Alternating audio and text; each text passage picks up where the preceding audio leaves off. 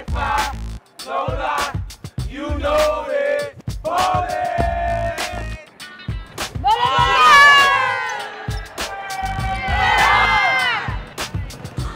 Ladies and gentlemen. I'm saying one of the things that I've been preaching around the world as I talk to the group and individual, that we cannot judge the society because the way they live. We have to judge the society because of their differences.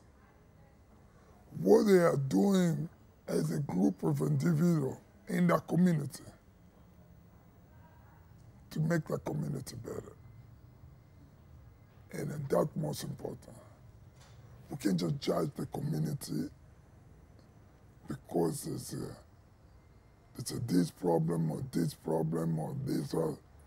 We have to judge them what they are doing better to make the community improve. You can be in a developing country. Let's give an example of Los Angeles. The city they call the city of the born of the gangs. You cannot judge Los Angeles because of the past history, or to see how many gang members, the Blood, the Crips now, how they kill each other.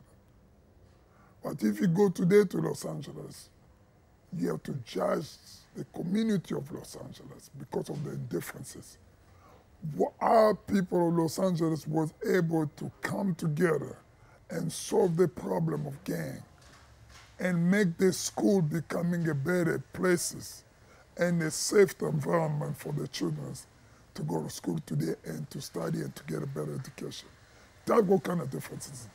How they was able to accept one each other because of the color of the skin, because of the background, because of the color of the clothes, which used to be a problem in the city of Los Angeles, or because of the cars and all of that. And that's why we're here today in the Special Olympic. That how can we come together as a community, learn something and go back to our home community and educate our own people.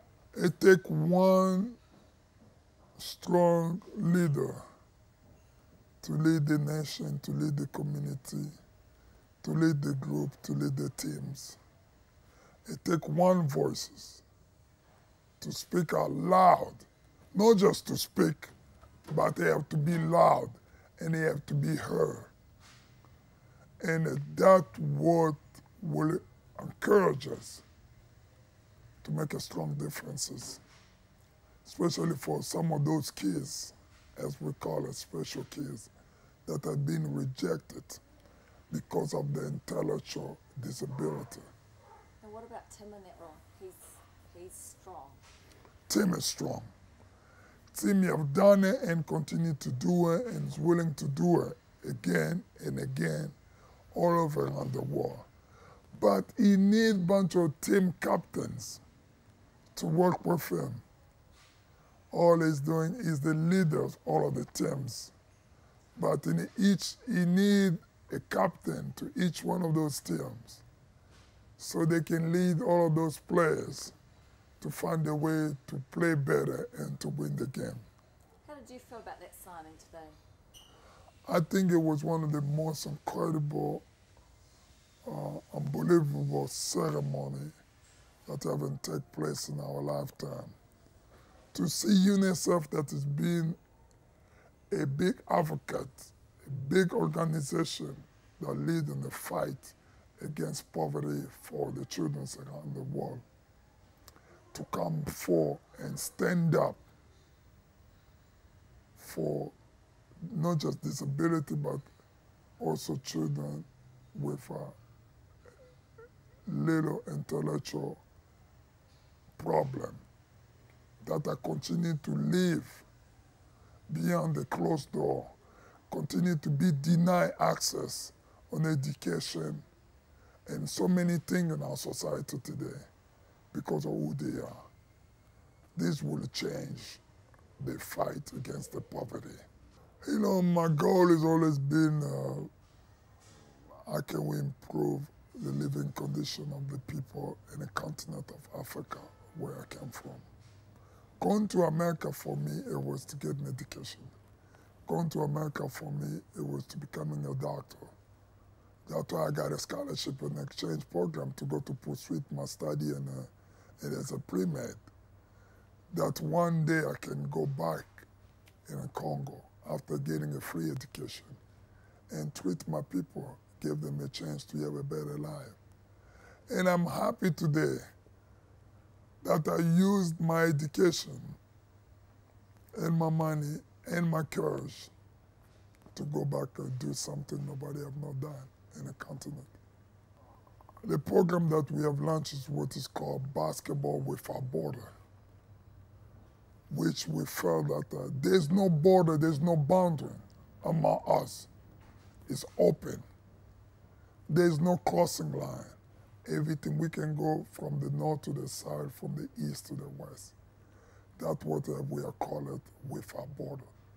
We have reached out to the kids on Special Olympic every year to do basketball camp, basketball clinic, soccer tournament, to make sure that even though we play in this level of a professionalism in the NBA, but we know also that there's another NBA here.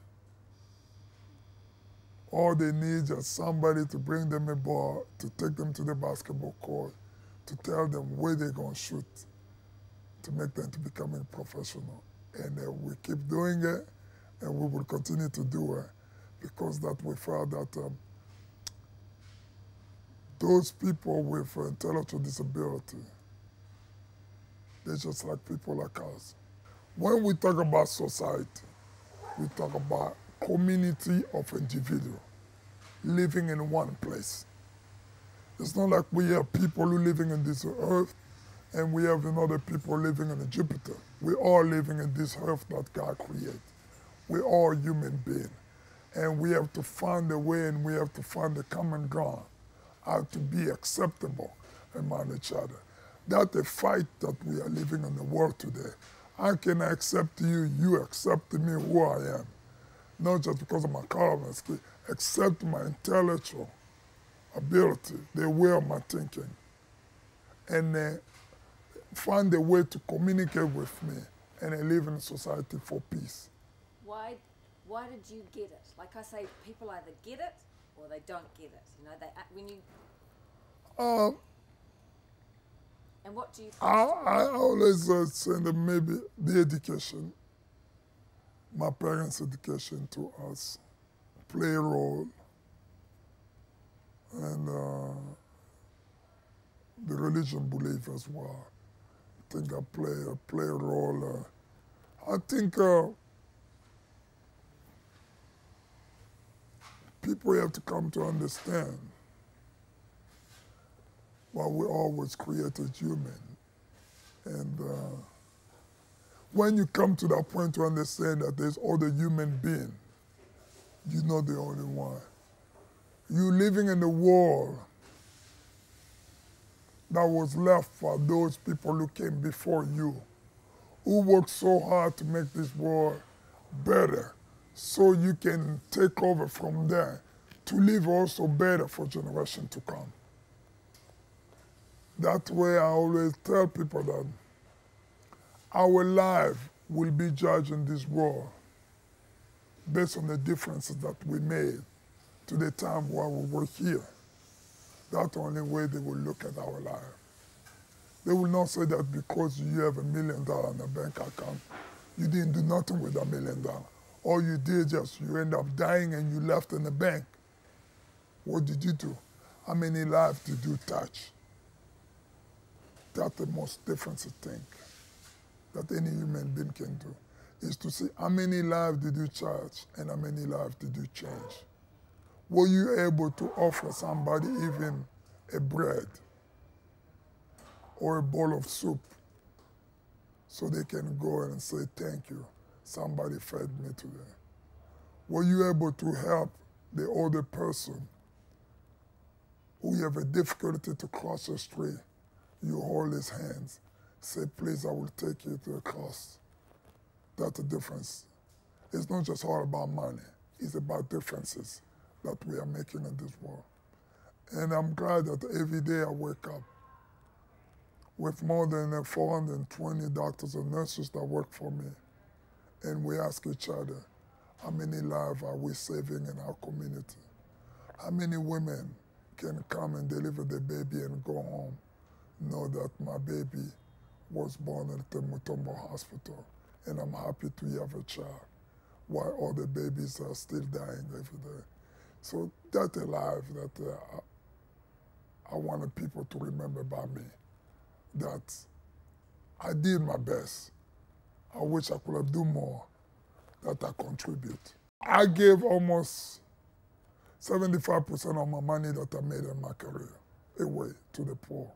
Brilliant. And yeah, it brought me a lot of fight, even to my own family, to a lot of people around me and the people who knows me, who felt that why they didn't have access to that money, that the poor people did have access. And when I tried to tell them that I was trying to touch as many lives as I can, not just touch one group, I tried to touch even those that I didn't know, make sure that they have access to a better life as well. You know, I tell people, look at an example like Mr. Ken Muta. He's one of the most powerful men in our world today, who run one of the most powerful organization, corporation in the world, not in America. To take time off from that big corporation for 2 weeks and to devote himself to Special Olympic. What kind of message are we getting? Or what kind of message we are not getting? It said that if one of the most powerful CEO can take time off, and all you can do, ask yourself, why not me? What made me different to Mr. Muta? He can take time off from his busy schedule. How about those all of us who don't have that busy schedule? Why we can't take a time off?